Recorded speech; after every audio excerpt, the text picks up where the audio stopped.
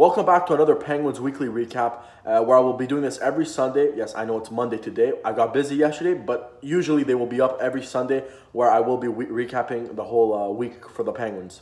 So let's start with the first thing that happened this week, and that is Murray's concussion. We start off the week with the terrible news, and I'm not really going to waste too much time on this. I already made a video about it like 2-3 videos ago. You guys can go check it out. It's one of my favorite videos I've made, just making fun of all the Penguins fans who were hating on Murray. But yeah, so let's just move on. Now, before we move on to the next topic, last week I told you guys to look out on Instagram. I was going to put out a story telling you guys to ask me questions for this video. So I did that. You guys asked me some really good questions. Unfortunately, I couldn't get all of them, but I did pick some that had to do with this week. So instead of answering them one by one like a Q&A, this is not a Q&A, it's a weekly recap. So what I will be doing is I will be going with the questions as I go with the topics. So then we move on to Thursday night, where the Penguins hosted the Vegas Golden Knights after a 5-day break, which is really weird. Yeah, this scheduling so far has been pretty weird in the NHL. But obviously that didn't really affect the Penguins because they won 4-2 against the Golden Knights. A natural hat-trick for Phil Kessel, his first hat-trick as a Penguin, and that's kind of crazy to think about. He scored so many goals, so many 2-goal games, but he's never had a hat-trick as a Penguin, and he finally gets his first one. Then we have Casey DeSmith, who was my star of the game. Stopped 35 shots out of 37 in his first game of the season. Made a great save on that 2-on-0. He just played a great game. And then we move on to the Penguins' next game, which was Saturday night against the Montreal Canadiens, which, by the way, I was actually at that game. Very cool experience. I loved it. Unfortunately, the Penguins lost, but still a cool thing to go to, and we still got a point. But yeah, let's talk a little bit about that game. Let's start with Casey DeSmith. DeSmith started his second straight game against Montreal, and which was kind of interesting because Murray was healthy, but I guess Mike Sullivan was rewarding DeSmith because he had a great game against Vegas, and I thought he deserved the start regardless, and he did get the start, so props to Sullivan. But I do think Casey DeSmith did have another great game in Montreal. He stopped 37 shots. The Penguins were not good that game, but thank God DeSmith was there, and he's the reason why the Penguins got a point that game. The goals he gave up were kind of weak, but that's one of those things where it doesn't matter because if it wasn't for his saves that he made, the Penguins weren't getting a point, which they did. He gave them a chance to win, and that's all you can ask for your backup goalie, or any goalie really, is a chance to win, and he gave them that chance. Now, I have a couple questions about the goaltending, so let's get into them right now. Should DeSmith get the start next game over Murray? You know what? Usually I would say no, because Murray is the guy. How many times have I said that? Murray is the guy, he's the starter.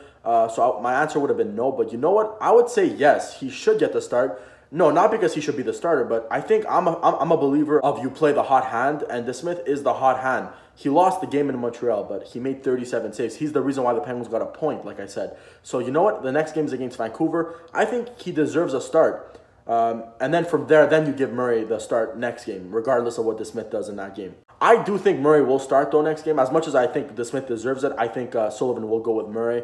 As we've all seen throughout the years, Murray is his guy. So he's going to go with his guy if he's healthy enough, which is going to be Murray, I assume. But I don't know. I would go with DeSmith. Sullivan would probably go with Murray, but I don't know. We'll have to see Tuesday night. Does DeSmith get more chances this year compared to last? I think so, yes. We've seen what DeSmith has done last year and what he's done so far this year. He's been doing nothing but just good things for the Penguins. He's always been consistent, and I think this allows Murray to get more rest. Let DeSmith start more. He deserves it. Let's move on to the next thing, and that is Daniel Sprong's ice time. You guys heard in the last weekly recap, I said I will keep mentioning this. So let's get into it. In the first game against Vegas, he played 10 minutes and 51 seconds, just under 11 minutes. I think that's good ice time for him. I would like for him to, going forward, maybe get a couple shifts with Crosby or Malkin, and then boost that up to 13, 14 minutes. But 11 minutes for right now to start, I think is good. But just when you thought things were looking up for the ice time thing with Sprong, no. Sprong only gets 6 minutes and 45 seconds in the Montreal game. And this is straight embarrassing. Look at this tweet from Jason Mackey. Daniel Sprong has received a total of 4 shifts since the first period. 2 in the second, 2 in the third. This is so frustrating. I said this in the last weekly recap. I'm going to say it again.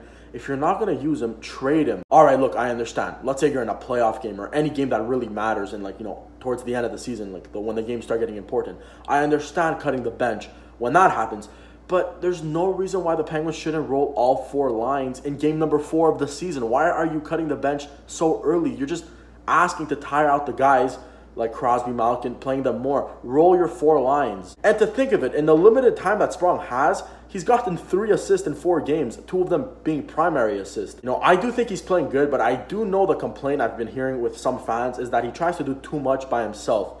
For example, and I have noticed that where he'll take the puck from the defensive zone and bring it to the offensive zone by himself, and then shoot the puck or something. He doesn't use his line mates. You know what I see in that? I see that as a player trying to impress his coach, not knowing how to impress his coach, so he tries to do it all on himself. That's miscommunication between the player and the coach is what I think. Because every time I see Sprong with the puck, I don't get the sense of oh, let me do this all on my own because I'm too good. No, I get the sense of, oh, I hope I don't mess up, or I hope I get Sully's approval for this. You know what I mean? I don't see Sprong doing this all on his own because he thinks he's better than everyone else. I think he's just trying to impress his head coach. For me, I think Sprong is just confused. Why is he only playing 6 minutes a night? One night he's playing 11, then he's playing 6. If I'm Sprong, that's just a confused hockey player. What else do I have to do to impress my coach?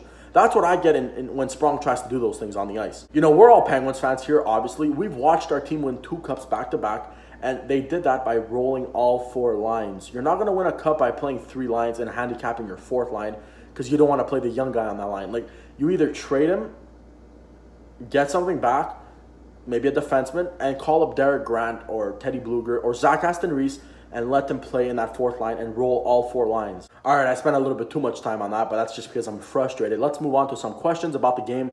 What are your thoughts on Brassard playing wing? I thought he did good with Simon and Rust. Really, I don't mind putting him with Crosby, but you know, it's just good. You know, you have options there. You know, it's because Sheahan could do that on the 3rd line. I think Sheahan is a solid 3rd line center, so you could really flip flop. You know, I think what Sullivan is doing is he's experimenting now. This is the best thing about October. You get to experiment what you have, because it's better to experiment now than in April when the games actually count. And before I get those comments, I know all games count. You guys know what I mean. The one thing I will say about Brassard playing with Crosby is that I really don't like him taking the faceoffs. That happened, I think, all the time in Montreal. I think Crosby started the game taking the faceoffs, but then they just put Brassard, and I understand why. He was amazing on the faceoff circle. He won 90% of his draws. I get it, but play him on the 3rd line as a center. Either you do that or you play him on Crosby's wing. I don't want him taking the face. I really didn't like that. I want Crosby to be taking the face-offs, not Brassard. And finally, another good question here is way too early assessment on Tanger. I think him scoring the overtime winner against Washington, I think it showed him, it gave him confidence, I'll say that. It gave him confidence, and now game number 4 into the season, I saw his game against Montreal was exactly 2016 vintage Chris Letang.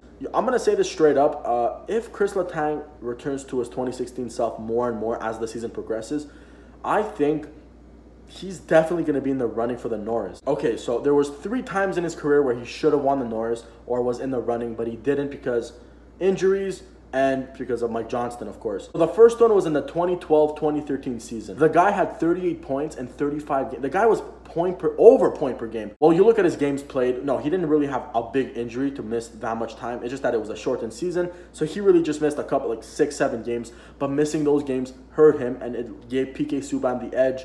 And that's why, again, PK Subban deserved that one. Letang had a little injury. But again, you guys, I'm not making this stuff up. He was over point per game. He should have won the Norris that year. But again, injuries ruined him. The next one where he should have won the Norris, and it's the one that I'm talking about in 2015, was 2 years after that, of course. He put up 54 points in 69 games. Nice. But yeah, he led all teams, all defensemen at that point of the season until we all know the Shane Doan incident ended his season. And those final 11 games that he missed, again, put him out of the running for the Norris. And then the following year after that, again, he should have won the Norris, but Mike Johnston ruined him. But again, we won the cup, so I don't care. But look at the stats he put up. 67 points in 71 games. I think a lot of you guys forget that type of seasons this guy's had. He's a scary defenseman.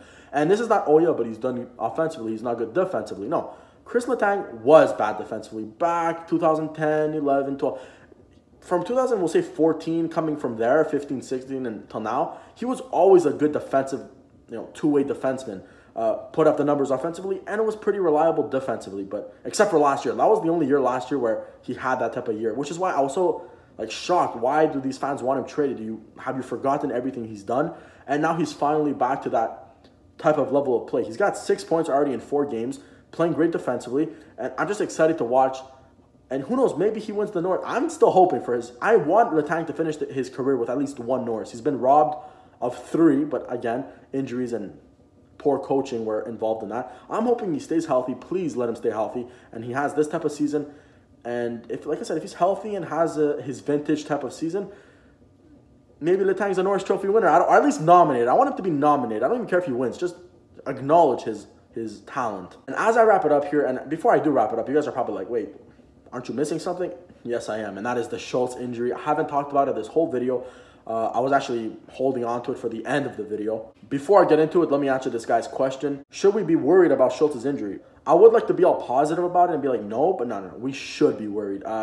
It didn't look good. Like I said, I was at the game yesterday, and they showed it on the big screen, on the jumbotron, and from the fans' reaction, it was one of those, oh my god, like, because no one knew what happened at the time, obviously. So when they showed the replay, just the reaction told it all from all the fans. I wish I got it on video, but I didn't even know what happened. I didn't know it was Schultz at the time. I didn't know what was going on. So when I saw Schultz and all that pain, and then they showed it on the big screen, how it got, just how the ankle, it's not even supposed to bend that way. Oh my god. I think he's going to be out for a while. But this video is already way too long, and I have so many things I want to say about this. But at the time I'm recording this, I don't have much information. I don't know how long he'll be out for. So maybe by the time I post this, maybe the information's been out yet. I don't know, but as soon as all the information's out on how long he'll be out for, all that stuff, I'm going to make a full, like a video for itself of Schultz getting injured, like a whole, talking about it, because I have so many things I want to say, thoughts, how the Penguins would do, should we trade for a defenseman, who I think needs to step up, all that stuff. At this point, I'm kind of overreacting maybe, but I'll be happy if he's back before the playoffs, because I know that's a long time. I'm feeling it's going to be that type of injury, long, 6-7 month type of thing. Again, I'm no doctor. I don't know. Who knows? Maybe he's out 2 months, which in my opinion, that's great. 2 months, I thought it'd be way worse. So we'll have to wait. At the time I'm recording this, like I said, I don't know anything about it. So by the time it's uploaded, it may be out. But for now, I don't know anything about this injury. So I'm just assuming. I have no idea. And again, thank you guys so much for watching. Leave a like if you enjoyed. Comment your thoughts. And I will see you guys in the next video. Thank you for watching.